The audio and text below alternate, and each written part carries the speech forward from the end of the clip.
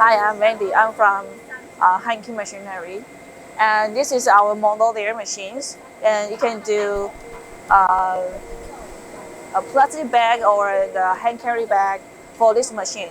But now this capacity for 63 kilogram per hour. As you can see, there we have the two gaskets. The one is on the top. Okay, it's on the top. And the second one is down here. Take it.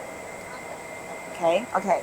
And then because the customer, actually with the gasket, we only have the one is enough. But they have the two because our customer can connect their printing machine in the middle. After the printing, they can do the second gasket. Yeah. After printing, then can be the winding to be the one row. Yeah. So this is the auto winding. After the finish, you can change by auto. You don't need to buy the manual.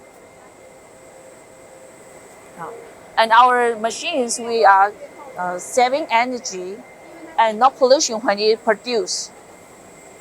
And normally, as you can see, we order designs by the customer inquiry. So it depends on customer inquiry for the capacity and the width of the bags.